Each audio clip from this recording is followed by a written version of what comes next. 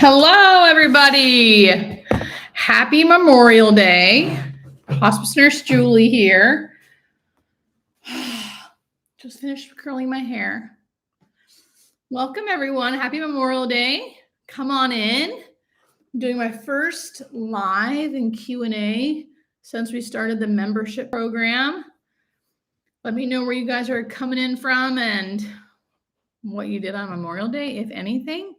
I worked on call, but I didn't get any call outs, which means I got paid and stayed home, which is really nice. I see some questions here already, but I don't know if you guys wrote them earlier or what, but let me know who's all here. Hey, Megan. Woo, woo. My girl, Megan. Come on in, guys. 2 people from Columbus, Ohio right away. Or no, just 2 people from Ohio. Good evening, Washington State, Connecticut, Illinois, Western Canada. Did photography today. Good, Steph. Steph, I recognize your name. I feel like you might be on Instagram too, maybe? What degrees do you need to become a hospice nurse? You need a nursing degree. Texas, very North Texas. Ohio here, Georgia, Maryland, Michigan. Hey, Greg. Hey, Susie. Hey, Sally. Hey, Frost. Hey, Lori. Hey, Donna. Hi, everyone. Go Farrell. I like your name. Daniel, Evan, Carol, you guys, welcome. Maxie's here. My YouTube guys, Maxie, extra sauce. He's the guy. I feel like eventually we're going to do a whole behind the scenes thing and you're going to meet Maxie and you're going to meet Jeff. Oh, Steph, you're Speedy Spice. Okay, great. Yes, I totally know. I totally know you. Jill, first timer. And Helena, I hope I'm saying your name right. Helena, first timer. Hi, guys. Boston, would love to hear your thoughts on volunteering, not as a medical person at hospice. Thoughts. So every hospice company needs volunteers. They need to legally. So if you are interested in volunteering, I think it's an amazing thing to do. I would call your hospice companies where you live, like Google your hospice companies, and see how they utilize their volunteers and see how their program works. And then go from there. Alexa, it's your first time. Hey, thanks, Go Farrell. God bless you. God bless you. Look at that. Millie says, after 3 strokes, unresponsive. My dad is in the hospital comfort care. He's 83, good health. What are some things I can expect as he gets ready to pass? It's already been 4 days, no food and water. Okay, so great question. I am so glad you're here. The things you can expect are probably things you've already been seeing. So he's probably going to be fully unconscious most of the time, sleeping either all the time or most of the time. When he starts getting really close to the end of life, which could be soon because he's had no food or water, which by the way is okay. I know that sounds like it's not okay. If a body is truly at the end of life, no food and water actually helps it because the body can then start doing its normal biological death process that it knows how to do. It will start releasing endorphins. It'll increase the calcium level, so you'll sleep all the time. You'll start feeling kind of euphoric. So you'll start seeing him having changes in breathing, changes in skin color. You might hear some gurgling when he breathes. That's all very normal. And I would watch my videos. If you haven't already. I talk a lot about that. I actually show what it kind of looks like at the end of life, so that might help you too. I'm so glad you're here. How do you come up with new material? I do a lot of repeats. I don't always come up with new material. I do a lot of the same stuff that I know because, I'm getting new users all the time. So I try to come up with new things, but also I do a lot of repeats because there's always a lot of new people coming on. There's only so much I can talk about, but I do think my YouTube channel is a better place to find new material because, places like TikTok or Instagram, it's all about the quick 1-minute pitch type of thing. And YouTube's a little more, there are chaplain jobs. Yes. In hospice. I just saw that. YouTube is a little more, I think almost like TV, right? So I have more of a chance to really make new videos and talk about new things and do different ideas, things like that. Oh my God, someone's dog used to volunteer for hospice. I absolutely love you. Is anyone on hospice an organ donor? Every once in a while, they donate their body to science, but not like organ donor, like give a heart away. No. Sometimes they will donate their corneas. That's another thing they can donate, but other than that, not really. Do clergy and other spiritual leaders help in hospice? Yes, we have a chaplain. A lot of people always like deny the chaplain, but I always try to encourage people to have everyone on the team visit just in case, because usually they're pretty great people. So it's just a good support. Do hospice nurses fill out some of the death certificate information? No, the doctors do. Do you work with any dementia Alzheimer's patients? Yes, many. You have to be very, very, very end stage to make it onto hospice with Alzheimer's dementia, but we see them all the time. Have you ever gone over the end of life due to cancer? Evan S. Yes, I have. Now, I actually do specific types of cancer because that's how specific type of cancer will look different in the way and symptoms you have for death. So I would actually go to my YouTube page. There are videos up about that. And I'm going to continue to do that for specific types of cancers. Have you ever had a scary end of life experience, like someone describing something not love and happiness? Peter Griffin. I like that name, first off. And no, I never have. I just answered this question on TikTok just before I came onto this live. I have had houses, whether I believe this or not, I don't know, but I've had like houses feel scary to go into, like houses feel like creepy, and like apartment buildings feel creepy. And I've had some people kind of feel creepy, right? And like their friends and stuff feel like just something felt a little off. But I've never had something where like they said they were seeing demons or they were screaming about flames or anything like that. No. I've had some deaths where they've had a lot of symptoms, which was not nice, but I don't think it's because they're going to hell. I think it's because their symptoms weren't controlled.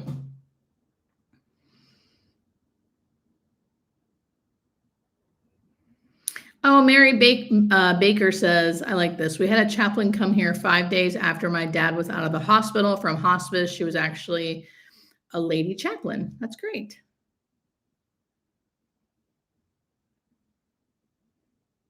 Barbara Perry, I saw some of your question. I'm glad you're here. My dad and wife had horrible death from cancer. I was there when my dad died. Awesome experience. Oh, go Farrell. I'm glad you're here. Hey, everybody. I'm Hospice Nurse Julie, just in case you're just joining in. I'm a hospice nurse that talks all things death and dying related. I'll try to get to your questions best I can. I usually post a video every Wednesday and Sunday, and some shorts in between. Max, my favorite guy, who may or may not still be on here, helps me with that. And I just started a new membership program as well, where if you really want, not some people just want to do stuff like this, which is totally fine. And some people want more information, more directness to me. And that would be my membership program, which is $4.99 per month. We just launched it. And, I feel like if you're into it, that's amazing. If you're not into it, that's okay. I'm still going to do videos and still do stuff like this. So it's whatever your comfort level is. What kind of advice do you give to new hospice nurses? So most of my advice for new nurses is to have boundaries with administration, to not burn yourself out by doing too much too quick, and also to follow other nurses and follow doctors for face-to-faces so you can learn a lot and hear how they talk to patients, because that really helped. That really helped me.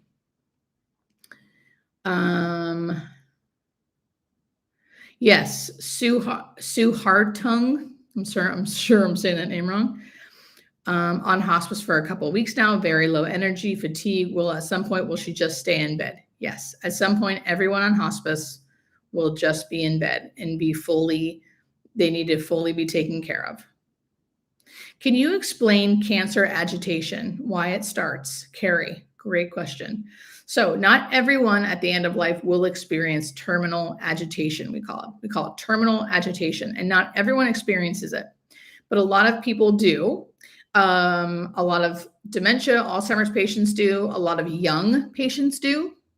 and a lot of certain types of cancers, glioblastomas, which are brain tumors, things with the liver, things with the gallbladder. They can get agitated. Sometimes colon cancer, which moves to different places, can cause agitation. So we look at the 3 P's first. Do they have to pee? Do they have to poop? Are they in pain? So a lot of times people think because they're not eating, they shouldn't poop. So they don't really monitor that. But really, people should be pooping still at least every couple of days. So they could be impacted and be feeling uncomfortable because of that. They might be in pain, or they might have urine retention, meaning they have to pee, but they can't. So we check those 3 things first. If those 3 things seem to be okay, then we would say, okay, they might be terminally agitated. And we have to be pretty aggressive with that and start giving them medication to calm them down. Terminal agitation usually looks like someone being super restless in bed, constantly trying to get out of bed, constantly trying to stand up, but they can't physically stand up, constantly rolling around. Just what you'd think, like picture like an agitated or like a fussy baby or like a colicky baby, like that, but an adult. And they're usually not alert and oriented. They are not usually able to be like, you can't rationalize with this person.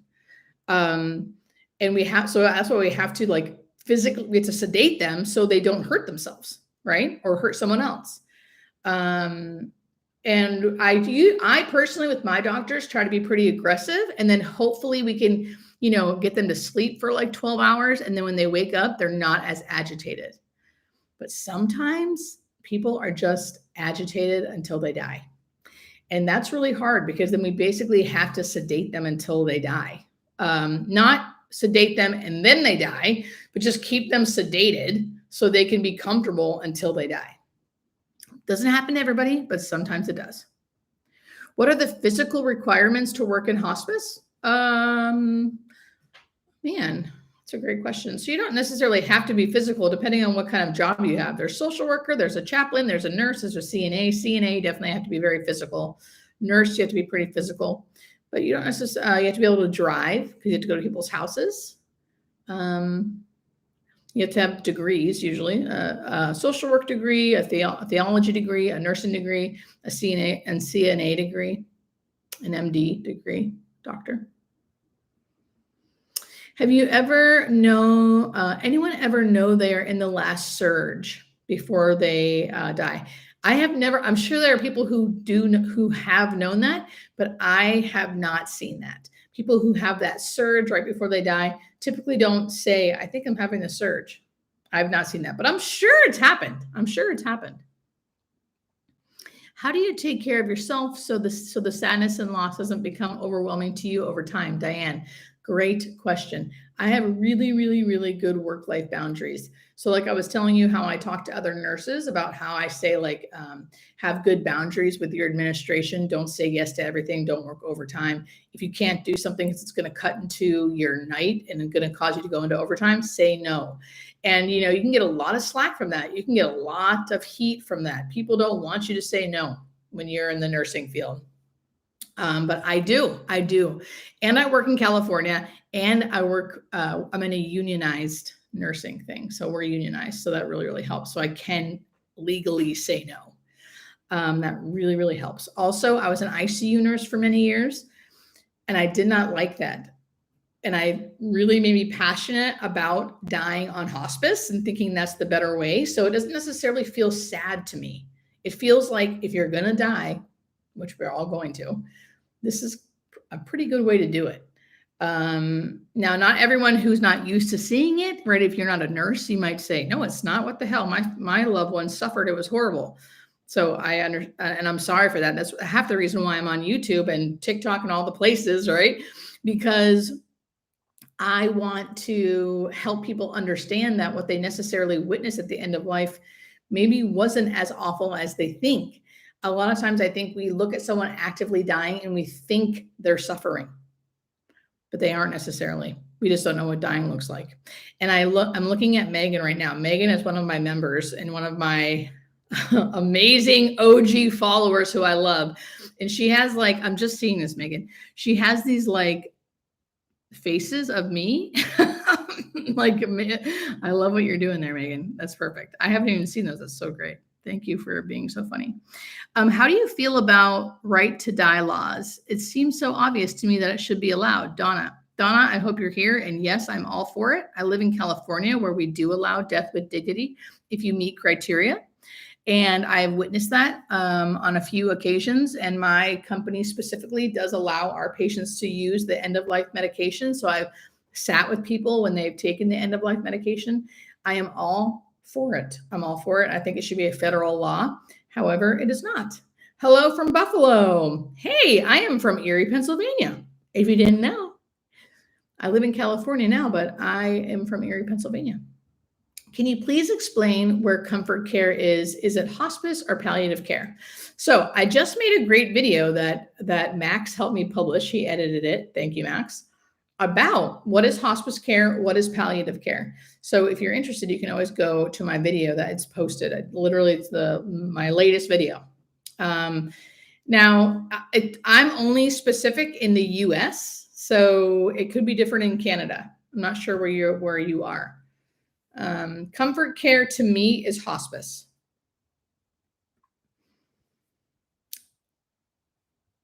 Oh, I can't pronounce your name. It's something, I can't pronounce your name, but you said, I love your videos. You help me with my grieving process a lot. Thank you. I'm sorry, I can't pronounce your name. Do most people experience deathbed visitations? I would say, now I'm literally just making up a number and throwing it out there, so don't quote me on this, but I would say about 80% of people do.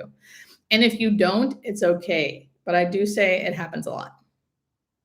So much so that I lose track. How do we close a loved one's eyes after they pass, Lori? Oh, Lori, I hope you're still here. Lori, you can't sometimes. You can't. The reason why the eyes are open at the end of life, even before they die, is because it takes muscles to keep your eyes closed. It takes muscles to blink. It takes muscles to hold your eyes closed and your mouth shut. At the end of life, those muscles relax. So the eyes are open and they're not making eye contact, and the mouth is usually open. And sometimes the tongue even hangs out. When you see that, it can look disturbing, right? So the way I try to remind everybody how it doesn't have to be disturbing is by realizing that it's like that because they are so relaxed. Your loved one is so relaxed that their eyes are open and their mouths are open because all of those muscles that can be so tense, are now relaxed. And that's why they look like that. And that's why we can't shut them at the end of life, because and then once they die, they really don't have the muscle there. So they're open. Sometimes you can close the eyes and they just close, but usually not. How is it handled? This is Helena. I hope I'm saying your name right. How is it handled when a psych patient who is severely depressed, pre-diagnosed and gets stage 4 diagnosis, decides to refuse chemo and wants to go on hospice to die? Is it handled differently? No, I don't think so. They could go to a psychiatrist and try to get them to get on meds and maybe not, maybe help with the depression. So they want to, but we need to meet people where they are. If they don't want to do chemo and they want to die naturally, I think they would allow them to. Let's see here. Welcome, everybody. I'm Hospice Nurse Julie. In case you don't know, I'm a hospice nurse who talks all things death and dying related. Do you prefer pink or blue scrubs, Kyle? I prefer blue scrubs. However, today I'm wearing like a light purple.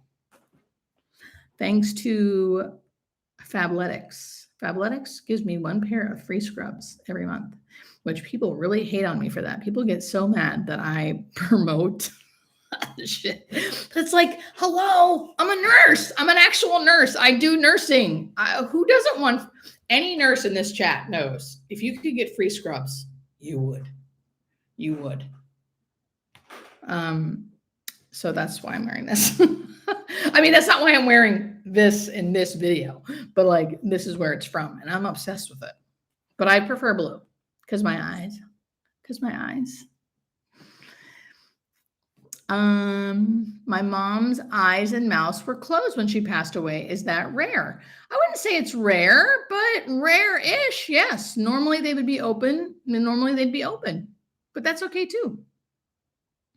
How often do you go live? So starting in June, Patty, great question. I'm going to actually try to schedule live so you guys know when I'm doing them and make it a consistent thing once a week. Max and I are still working on exactly when that's going to be, but I'll make sure I'll be posting it on my page somewhere. Max will tell me how to do it to schedule it out. Now, and if you're a member, which again, no one has to be a member, so don't come at me. No one has to be a member, but like Megan is a member and your name thing comes up blue with a little star. So it's easier for me to answer your questions and eventually I'm going to be doing private lives and things like that. But for now, anyone can join the live, member or not. And I'm going to be scheduling them out, hopefully about once a week starting in June, and make it a regular thing. Thank you. Has there ever been any scientific proof that the soul has left the body? I do not think so. I do not think there is scientific proof about that. Hi, Nurse Julie from Carol from Quebec, Canada. Oh my gosh, I love me some Canadians, Carol. You know this. I grew up near Niagara Falls, and I'm all about the Canadians because they are very nice and very fun. So thank you for being here.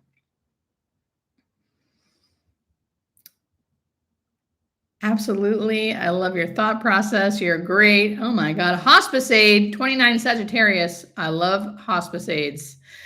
Oh, Debbie. Debbie has an emoji of me too. Debbie, I am officially obsessed with you. P.S. You guys, please talk amongst yourselves in the comments section as long as you're being nice to each other. I want to like form a whole community of people who either have been through this or who are grieving, who have questions, or, people always ask me, what can I do about my grief about this? And I think, community can be key sometimes. And I feel like if you're coming into a live like this, usually you've gone through something like this, right?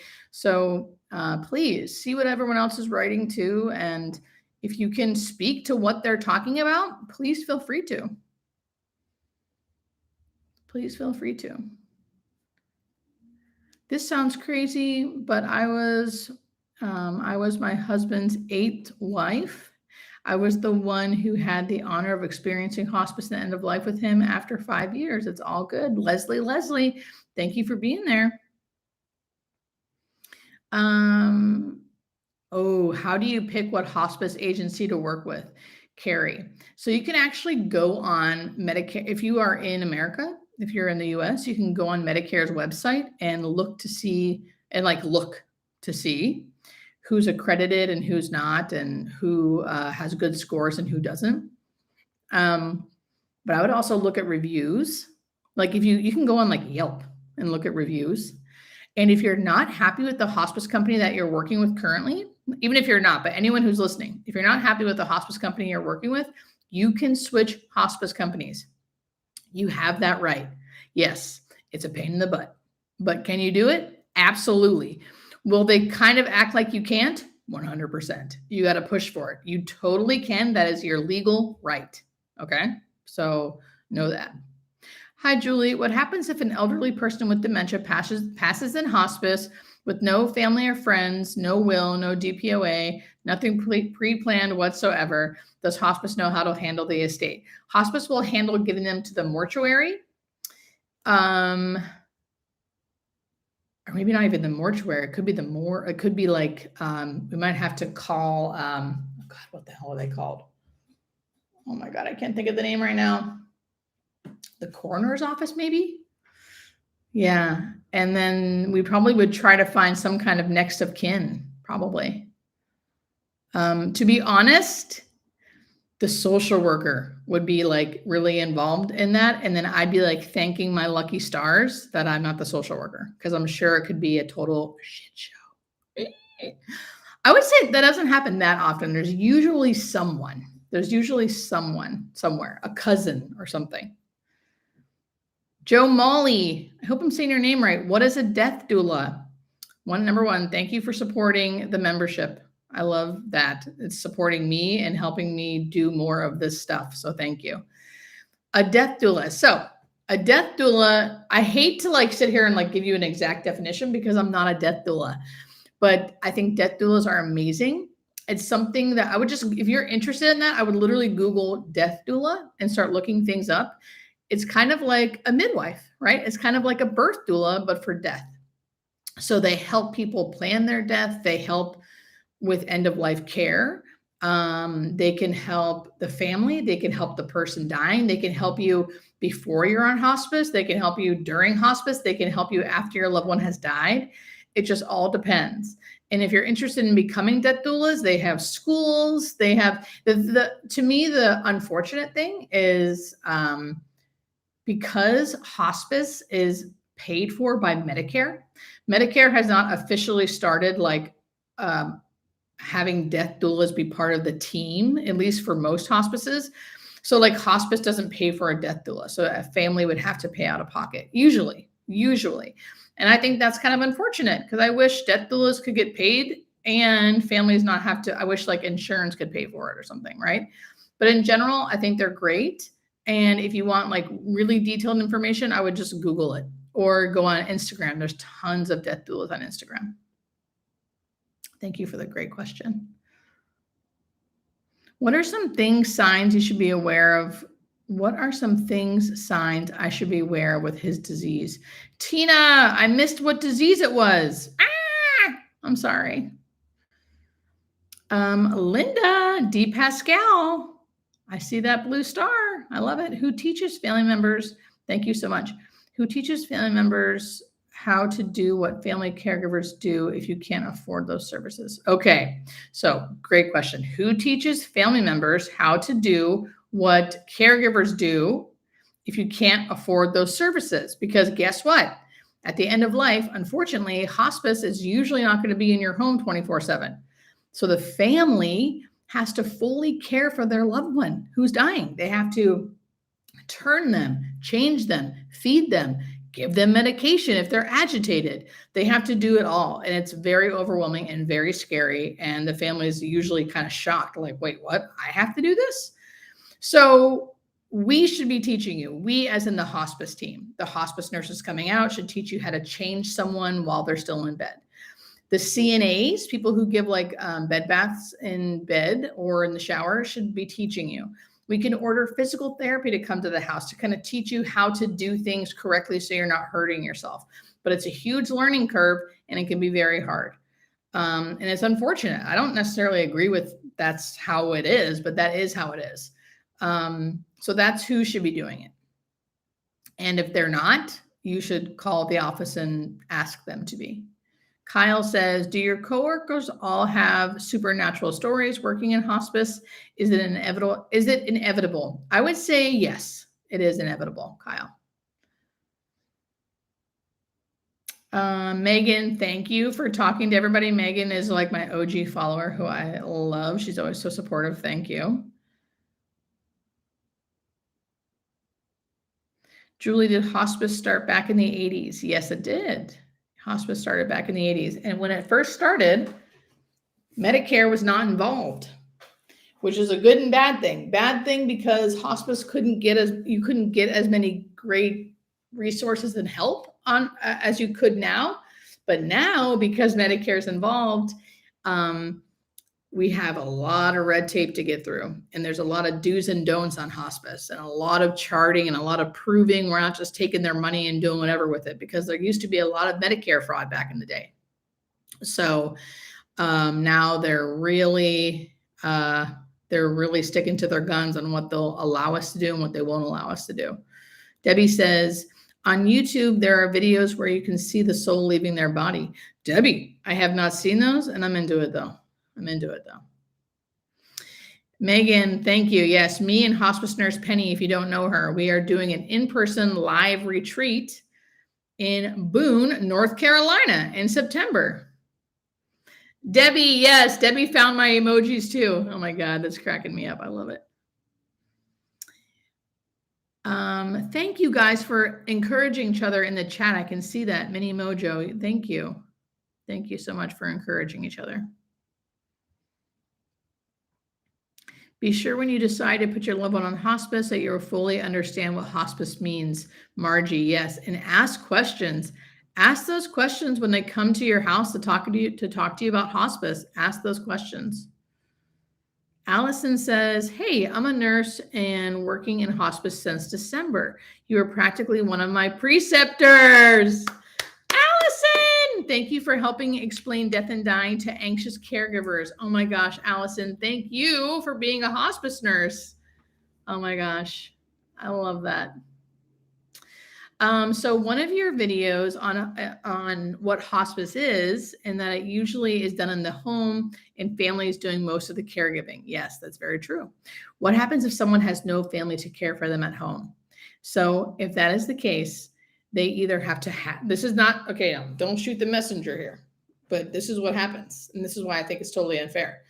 If you have no one to care for you, meaning no family to care for you for whatever reason, you either have to hire someone. So you either have to have money, and a lot of it, unfortunately, to have someone come in your home and be the caregiver, or you have to go to a nursing home. That's like the two options. And I don't necessarily agree with that, but that's where we're at. That is where we're at. That's why I'm single. I do not have a husband, and I do not have children, and I'm 40. And I have a sister who lives near me, but she's a little, like I could be that person. So I am purposely planning to hopefully have some money stashed away to hire someone to care for me, because that's what people need. And if you're like a middle class, middle or even upper middle class, who has the extra money for that? Not many people, right? So it's completely unfair. Again, I don't agree with it, but there we are. So Linda, I love that. Are nursing homes covered by Medicare? Some are, some aren't. And the ones that are usually full. So like, that's what I'm telling you guys. I'm not trying to paint. I know right now I sound like I'm painting the worst freaking picture. It's not always bad, but it can get complicated. And we do live in a country, America, that really can feel like, what the hell? When you're older, or when you're at the end of life, it could feel like that doesn't seem fair at all. I've had tons of people be like, what do you mean there's nothing to do? What are we supposed to do? And I'm like, I know.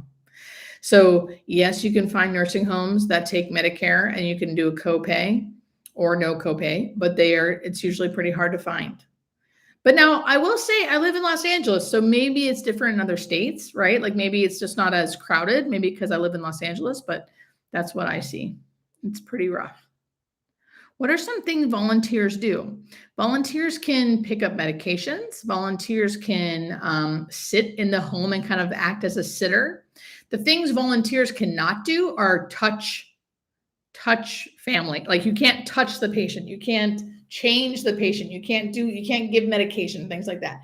You can like get groceries and drop groceries off. You can call for updates with the family and say, hey, do you need any supplies for the weekend? So each hospice company will utilize their volunteers differently. So make sure when you are wanting to volunteer, you ask them, how do you use your volunteers? How do you use your volunteers? Oh, Queen Corf. This is so cool. I get to see when people sign up for the membership.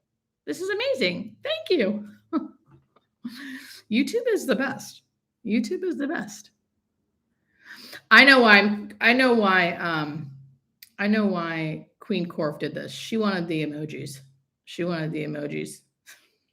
Just kidding. I previously listed comments.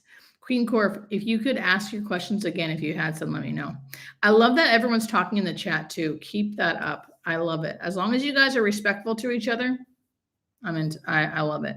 Nursing facilities are crappy right now. They really are, unfortunately. You know who's in charge of the emojis? Max. Max, I don't know if you're still here or not. I can't imagine you're still here, but Bernie, Bernie did it too. Bernie, everyone wants these emojis. It's because we gotta, next live, I'm gonna have Max here. We gotta show Max behind the scenes. Not really. I'm in Ohio. I'm 38 and unemployed caregiver to my 93-year-old grandfather. Oh gosh, yes. I have so many people that I meet that thank you for dedicating your life basically to caring for your grandfather. It's not easy. It is not easy. Being a caregiver can feel thankless. It can feel lonely. I also think people like you need a community of other people to talk to who broke his femur. Do hospice nurses all have the darkest sense of humor? Kyle, I would say yes. Yes. Hospice nurse Penny and I, we got a sick sense of humor. And Megan thinks it's funny. Bernie, thank you for coming on to the compassionate champions. Why can I not say that? It's my own group and I can't even say it. Jill says, first off, Jill's my sister's name. So I got to read your question. My sister was in a hospice facility for 30 days. She slept a lot and was medicated. About the second week, she was more coherent for about a day. She asked me, am I dying? I didn't know what to say. Oh, Jill, it's so hard. I'm so glad you're here. Thank you for even saying that out loud. It is so hard to say. How are you supposed to know what to say? It's okay. I'm glad she had a hospice facility. Let me know if, Max is here. Extra sauce is Max with the little wrench. I don't know if you guys see him. You know, Jill, if you didn't say anything, that's okay. If you did, that's okay too. Whatever you said is okay, because how are you supposed to know? How are you supposed to know what to say, right? And I'm just glad you were there with her. And I love hospice facilities. However, at least in Los Angeles, we don't really have hospice facilities, but some states do. Some states do have them. Sheila says, I don't have anyone to talk to. It's just me and my mom taking care of my stepdad. Yes, Sheila. Well, Sheila, you can always come here and talk to other people who are in this chat because there are so many caregivers here, or even past caregivers, current caregivers. What happens to a person after death with no insurance? You know, sometimes they sit at the coroners. You know, if they didn't have any plans, I think usually their body will go somewhere and then eventually it'll get cremated. Yeah. I don't know if you need necessarily insurance, but you need money to do something. What's your hobbies in your free time, which gives you positive energy to keep you working as a hospice nurse? That's a great question. Thank you. I think I've talked about it on here. I'm sober, first off. So I've been sober for 7 years. I'm really active in a 12-step program. I say that because it's a big social, like that's a big part of my social life too, is doing 12-step stuff. And all of my friends are like that. And I do I go to a lot of meetings and things like that. I love being outside. I love, if I ever have a bad day, I have to go outside. I have to be by trees or my feet in the grass or in the ocean. I live in Santa Monica, so I'm by the beach. I love my sister and she's my neighbor. So her and I do a lot of stuff. I'm really big into walking. I sound like an 85-year-old. I like walking and hanging with my sister. I love the movies. I love The Office, the show. Oh yes, Max, you're right. Should I break for my I'm breaking for a commercial. This is an unpaid ad of my unofficial sponsor, Topo Chico. If anyone knows who works at Topo Chico and who can give me a sponsored ad, I'm not above that. I'm not above it, guys. I drink this day and night, literally. I switched from one addiction to the next, and my new addiction is sparkling water. So here we go. Cheers. Get ready for me to burp a lot.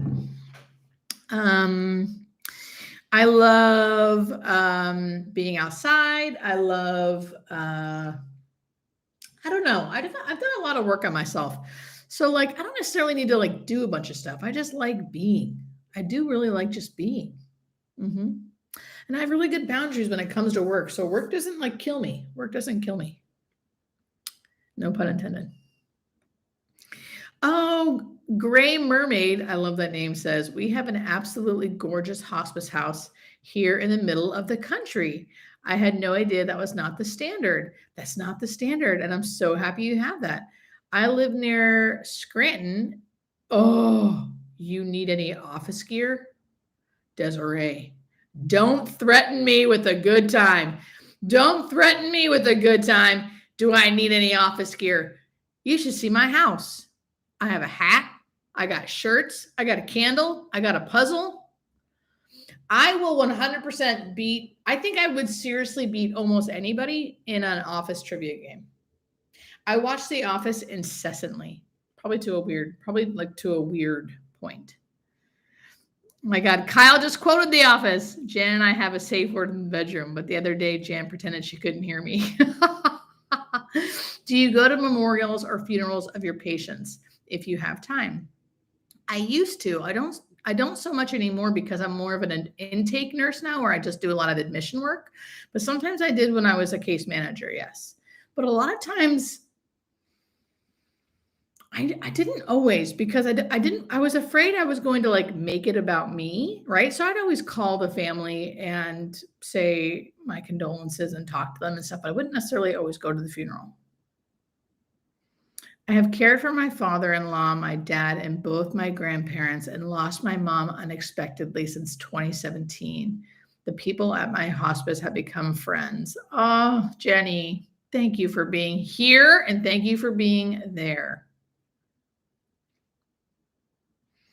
So, in his service, God is, I like the name, very profound. It says, contact the maker of it. Let him know you have a channel and subscribers that they can help. I don't know if they care. I don't know if they care. I have contacted Topo Chico. I have. They haven't. They're like, we don't care. They didn't say that. They just didn't talk to me. I lost my mom a month ago. She had dementia and a massive stroke. Oh, let me see. We were fortunate enough to have a hospice center called the Carpenter's House. I stayed with my mom till the end. Oh, Karen, thank you so much for sharing. Thank you so much for sharing. And thank you for being there for your mom. Tina says, my brother has end-stage kidney disease, 0 kidney function, and is on dialysis. How long can he live on dialysis and how long can he live when he stops? So you can live on dialysis for many years. So I'm not sure when he started dialysis, but if he's overall healthy, he can live on dialysis for 10, 15 years. Could be even more, possibly. Once he stops that, if he's no longer tolerating it or chooses to stop, end-stage kidney disease is one of those diseases it's very peaceful to die from. So it's quick, but it's peaceful. So it's usually 7 to 10 days after you stop dialysis. And the main symptom is lethargy. So you're tired. You literally sleep all the time. You basically fall asleep, and then you die. So people who are like, I want to just fall asleep and then die, that is end-stage kidney disease. Now, you do have other symptoms, sometimes confusion and sometimes itchiness, but other than that, you just fall asleep. There's no pain or anything. Mini Mojo is the same and knows it by heart. You're my girl. You're my girl, Mini Mojo. The British Office was much better. I did like the British Office too, Papa Kilo. I like your name. I like the British Office too. Oh, Minnie says Papa Kilo is blasphemous. I know. See, listen, I'm being kind of nice, but I do like the American version better. But I also like the British version because I do love Ricky Gervais. Ricky Gervais, everybody out there, all 274 of you guys, he has a very good series that's done now. I think on Netflix called, what's it called? Max, are you there? Can you Google this? Listen to me. I sound like I'm bossing Max around. Max is the best though. Max is like this young dude who just is amazing at all of the things I'm not amazing at, like YouTube. And he's obsessed with his wife, which I'm obsessed with. And I'm obsessed with her too now. Anyway, it's a great series. Max, if you're there and you hear me, Google Ricky Gervais Netflix series, and then it'll come up, and it's a really, really good. It's not funny. It's just great. Thanks for answering, Julie. Thanks for asking. I feel like drinking alcohol when I was stressed as a teacher, and I admire your positivity. Girl, if you're still here, I drank a shit ton when I first became a hospice nurse. I drank all the time. It was half the reason why I stopped. I never drank. Obviously, I never drank at work, but well, it's not obvious for some people, but I didn't. But I was hungover at work a lot, and now I'm not, thankfully. Afterlife. Thank you, everybody. Afterlife is the Ricky Gervais one. Afterlife. It's very good. Oh, I don't know how to say your name. It's like Tiana or something. I'm a nursing student and interested in hospice. Any advice? How do you cope with the heavy emotions that go along with this career? Woo! It's hard. It's hard. When I first was nursing, I got burnt out. So just know your first couple years are probably going to be kind of hard. Just know that, okay? I would not go into hospice first. I would do something else first. I would go into personally, I would go into the hospital first, be med surg or ICU or ER or something. Then go into hospice if you're interested. And you have to learn how to have good boundaries. Good boundaries. So practice good boundaries, practice saying no, practice putting yourself first. I know that sounds crazy. Practice putting yourself first. If you can do that, you'll be a little better off, but it's going to be hard the first few years. My first couple of years of nursing, it was hard. It was hard, but it gets easier. Take good care of yourself. And if you can, I'm not sure where you live, but if you can work in a unionized hospital, it's a way to go. Billie Eilish is the world's biggest fan of The Office. Dwight Schrute tested her. It's on YouTube. Kyle, I saw it. And I do love Billie Eilish too, just for that reason. What makes a person not qualified to get chemotherapy radiation if you have stage 4 non-cell lung cancer? How long do I have to live? Okay, God's child, I'm glad you're here. One, it really depends. So I'm honestly not answering. Like, if I don't answer this, it's not because like I don't want to tell you. It's really because it depends a lot on a lot of different things. And so it's just a lot. And you'd have to ask your oncologist or radiologist who said, if your oncologist and radiologist say we can't give you any more or whatever, or it's too advanced, they can tell you why. But usually they either think it's too risky, it's too far advanced, stuff like that.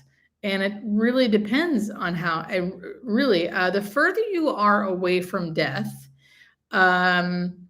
the more gray it is, meaning like we can't really say how much time you have if you're further out. So if you have like 6 months or more to live, it has to be, we're a little more gray. When someone has like a week to live, it's a little more obvious, right? So because it's very patient specific, I would specifically really talk to your oncologist and radiologist and ask them bluntly what they think, if you want to know. Queen Corf, sorry, I missed what you just said. Speaking of grandpa, who was on home hospice prior to his surgery, 4.5 weeks post-op at a facility, I'm ready to bring him home. I don't think the social worker is taking me seriously. What do I do? I would keep being a patient advocate. I would keep being a patient advocate and keep asking why. See, they may have a reason why, why they don't want him to go home yet. So I would keep being an advocate for them, but also see why they're doing that. Call for a family meeting, say you want the doctor, the nurse, the social worker, and try to talk to them all to see what your plan is, right? And see why they're resistant to that. Maybe there's good reason. And if there's not, just keep pushing for it. So you saw a medium once to connect to your best friend, correct? So do you believe in a medium? I'm tempted to contact. Expensive. So yes. So my best friend died when I was 18. That's a whole new topic open, but my best friend did die when I was 17. And then for many years, I searched and searched and went to a bunch of mediums because I wanted to talk to my best friend, right? I was just so grief stricken, and it was a very sudden, horrific death. And I was, young and grieving for many, many years. I still do. And then finally, years later, I'm talking 20 years later, I randomly went to a random medium a friend of a friend told me about, not really, and I was kind of like over it by then, not over it, but over trying to connect with her. And then this medium said all the things I wanted them to say. I remember thinking to myself, we had these really weird nicknames. I was Butch and she was Ralph. It's a long story. We were young and stupid and being funny. But I remember thinking to myself, I don't really care what happens in this phone call, but if he says my nickname, I know that he's really talking to her. That's what I said to myself. And no one would know this nickname. It was between like her and I. And he did. That's the first thing he said. There's a young woman here. She's saying some kind of man name. She's calling you by a name, but it's not your name. And it's like a man's name. And then he started saying the name. And I about died. I instantly started crying. To be very honest, the rest of that talk that we had wasn't the greatest. He wasn't like super magnificent, right?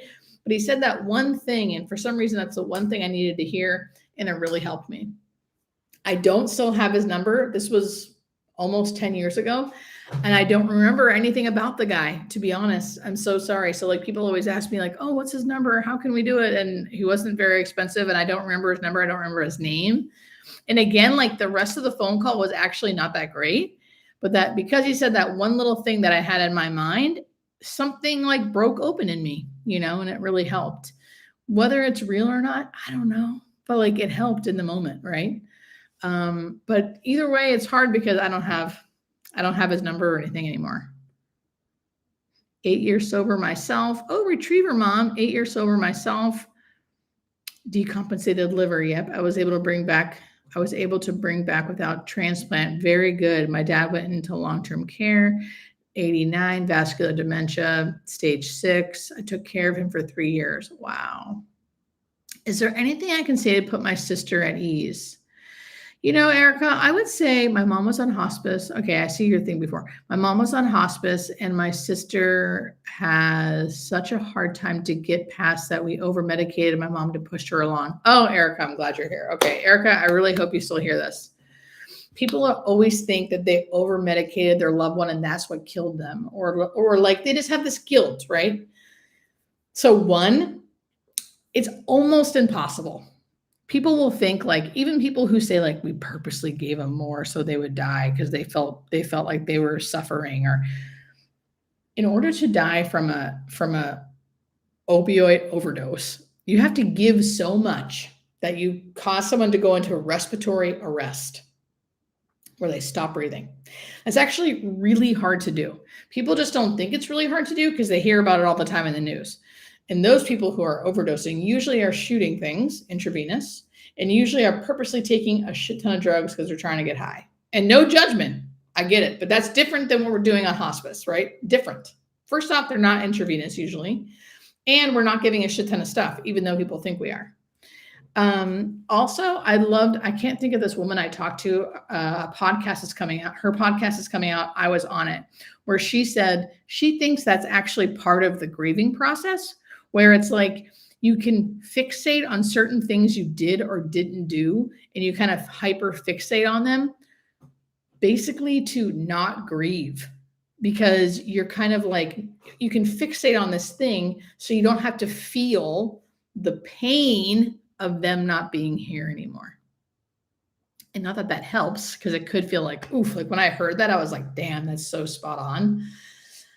Because it hurts to grieve. It hurts to lose someone, and we don't want to hurt. So we can obsess over things that's still really uncomfortable and hurts, but doesn't hurt like the knowledge of your loved one truly being gone. So that's another thing to think about.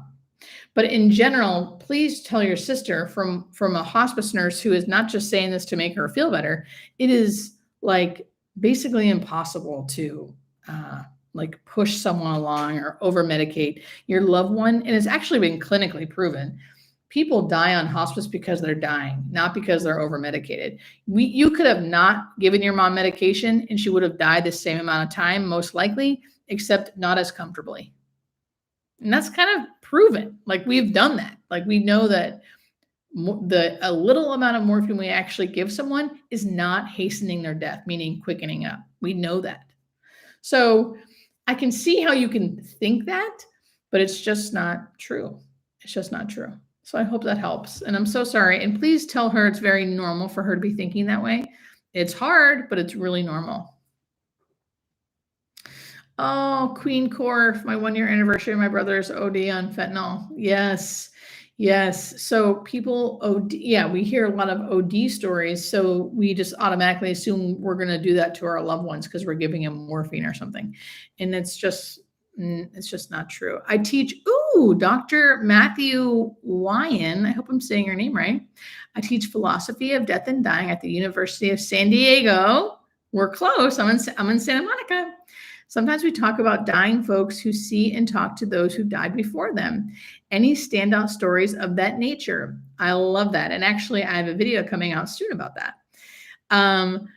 So what's so funny, Dr. Matthew, is that happens so often at my job that it kind of almost not goes unnoticed, because it's amazing, right? It's so great. It's so comforting, but it's so normal.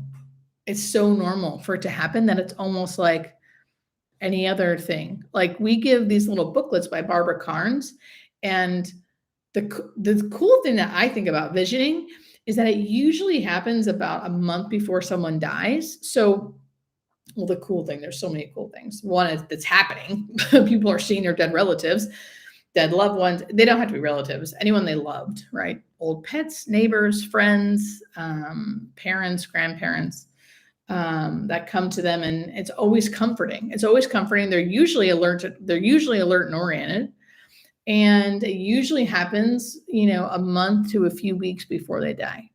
And ones that stand out are people who have been very alert and oriented, up and walking, talking, and they've called me over after their family has left, right, and to go to the other room, and they pull me over and go, "Hey, my dad came to talk to me last night.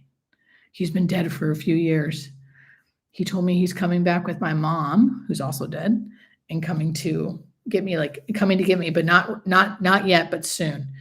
And I always am like, "Wow, that's amazing. How do you feel? What do you think?" And they say, and then he was like, "I feel great. I'm so comforted. I feel okay, but I don't want to tell my family because they're going to think I'm crazy." And then I leave the room, and then the family comes up to me, "Hey, I've been hearing him talk to his dead parents. I think he's hallucinating. I think something's wrong." So it was like I was hearing both sides of the story. And I got to educate them that that's a really normal part of death and dying, and it's called visioning. And it happens all the time. But in general, it happens so much that, like, I don't even remember the stories, right? It's wild. Do I have a boyfriend? I do have a boyfriend, which is strange for me to say because I normally don't have boyfriends. I was single for many, many years. And I have a boyfriend now for the past 6 months, and I'm thinking about revealing his face in the next week or so because we're going on vacation. Stay tuned. He's like not into social media, so I will definitely have to like drag him onto this thing. Is your boyfriend in hospice as well? No, he's an IT guy. He is not. He is not in hospice, and he is not into social media. I'll tell you that much. Dr. Matthew, thank you for all you do and teaching. I heard my stepdad talking too by himself and looking up and staring at something. Yes, I love things like that too. When people are staring. I've had people staring up somewhere, and I say, "What are you looking at?" And they'll say, "Jesus." Again, I do not think you have to be Christian to have any of this stuff happening. I just happen to be a Christian person who said that. But I've had people who are not Christian also see things.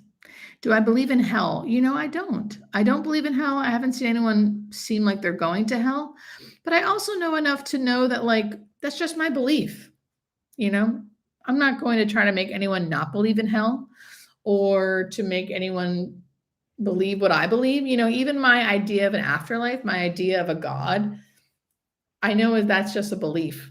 So I'm not here to make anyone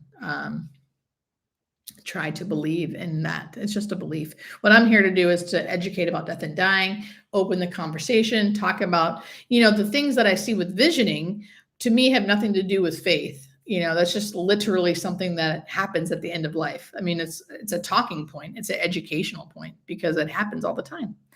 And we should know it happens, but it doesn't necessarily mean there's an afterlife. I don't know. Right? I don't know. I mean, I think there personally is because of my personal experiences, but what if visioning happens over years?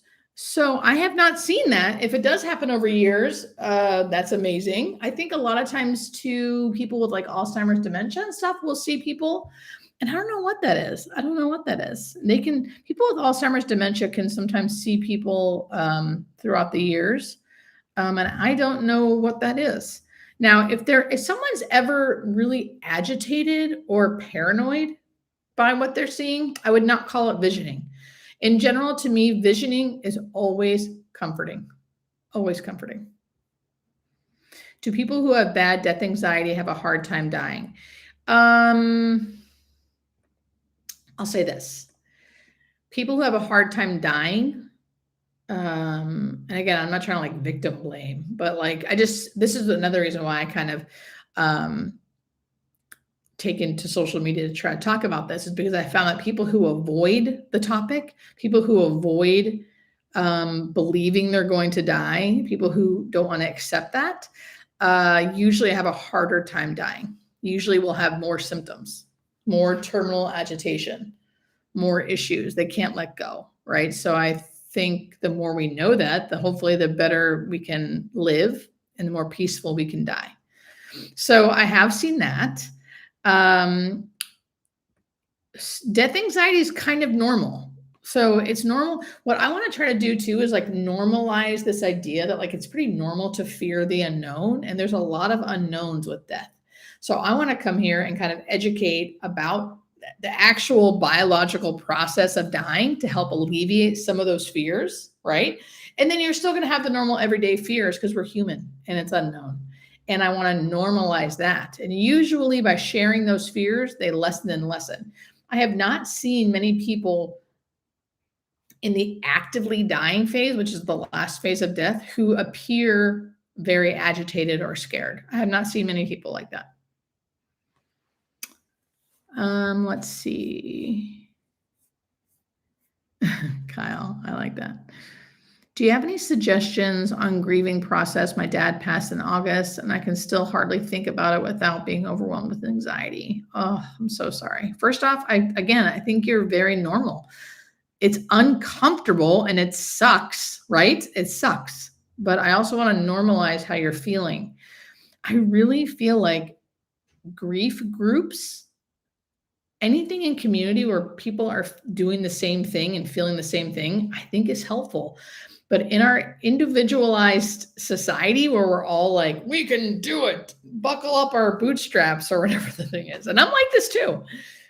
Like I've got this and I'm going to do it alone, especially if we don't feel good. And I'm not even saying you're doing this. So please, I'm kind of talking to myself, but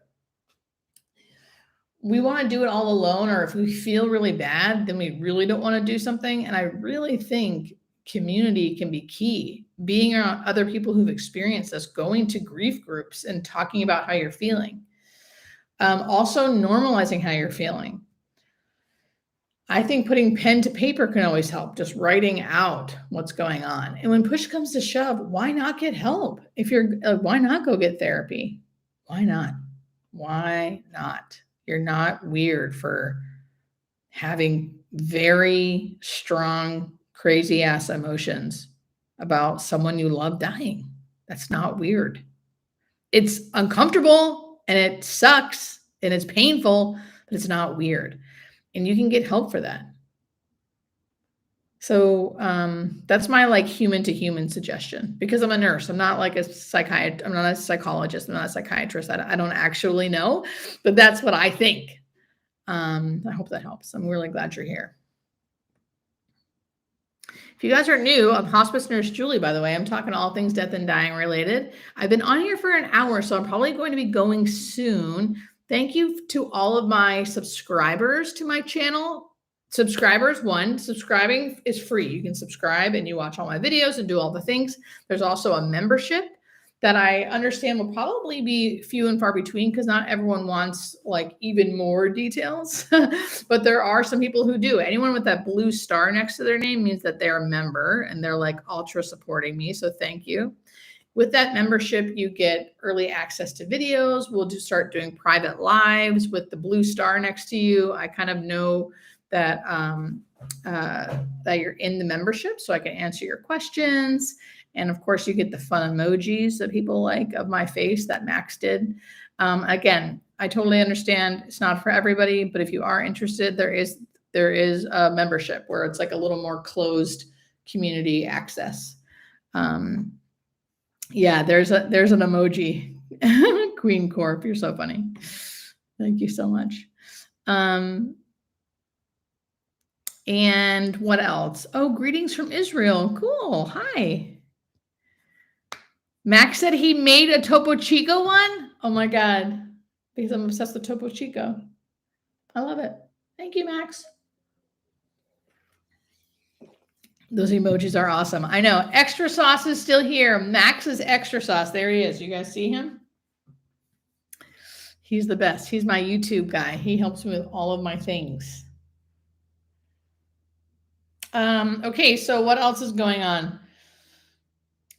I look forward to meeting your boyfriend, Julie. Ooh, me too. I'm going to show you guys. Me and Max are trying to plan a big reveal. Right, Max? I'm thinking next week or the week after, if he lets me, meeting my boyfriend. Because he's very not internet. He's probably not watching this. If he is, he's probably freaking out. Anyway, things that are coming up. Well, first off, I'm going to try to do, he's in IT though. Haha, I know, which means he probably is watching us. He kind of is stealthy under the radar. Things that are coming up. In June, I'm going to try to go live once a week. Right, Max? Yes. Topo Chico makes me burp. I have an in-person retreat, a live in-person retreat in Boone, North Carolina with Hospice Nurse Penny, if you're interested, in September. I have a website, hospicenursejulie.com. You can just go there and it'll tell you all the things. I have a newsletter that's free. I'm not going to bombard you with emails. Don't worry. It's going to be like once a month. And I'll have a video coming out on YouTube every Wednesday and Sunday, about every Wednesday and Sunday. So it's going to be great, you guys. This has been really fun. And Max, thank you for hanging in there for a full hour. Thank you to all of my membershipers. I see you. Thank you for supporting me. Thank you for all my subscribers supporting me. Thanks for everyone being here and talking in the community. Like, you guys are all talking to each other. That makes me so happy. Boone, North Carolina is beautiful. Jenny, if you're near Boone, girl, if you're interested, I would come, because you could just drive and it'll be cheaper. If you can just drive there, because I think it can be kind of expensive because you have to fly there, then stay there. But if you're near there, I don't know, I would do it because it'll be fun. It sounds weird that it'll be fun, but it will be. Izumi, I hope I'm saying your name right. I'm so glad you just subscribed. Nice to meet you. Thanks for all your great questions. Glenna says, and Max, you're here to hear this. Max, I can't wait to meet you. Max is my great YouTube guy. He's so fun. And we're definitely going to do some behind the scenes. You're going to meet Max and Jeff, and they're two cuties. And Max, I hope you don't care that I'm just like putting you on blast. Max is obsessed with his wife, and it's so cute, and she's so cute. I'm obsessed with them. What triggered you to do this? That's a great question. And then I really am going to go this time. What triggered me to start doing this is I had a lot of friends who were going through this and their parents were dying. And I was telling them the stuff I knew. And they were like freaking out, being like, oh no, Max isn't my boyfriend. No, Max isn't my boyfriend. Max is the guy who helps me with my YouTube. Max is just someone I'm obsessed with because he's so good at YouTube and he helps me. He's like my producer. He puts it all together. He's my editor. He does all the things. My boyfriend's name is Rich, and you guys haven't met him yet because he's internet shy. And how I got into doing this is because I was helping my friends and telling them information about death and dying and rattling off stuff I always rattle off. And they were like, why do you not tell this to everybody? People need to know this. You should go on the internet and tell people this. And then I did on TikTok, and then that blew up. And then I moved on to other social media platforms like YouTube. And that is how I'm here. And it's amazing. Thanks came in after chat. You're needed. Oh, thank you, D. Allen. Thank you. So yeah, that's how I ended up here. All right, you guys.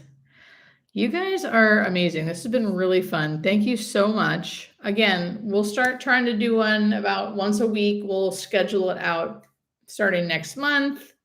And I'll see you guys later. Thank you so much. Bye, Max. Max, thank you so much. Megan, thank you so much. Bye, all of my everybody. Bye, all of my everybody. I'm not good at saying bye, I guess. Topo Chico out. I'm going to go watch The Office. Okay. Bye, guys. See ya. This will be up on my page too, so you can always rewatch if you miss some stuff. Okay, bye.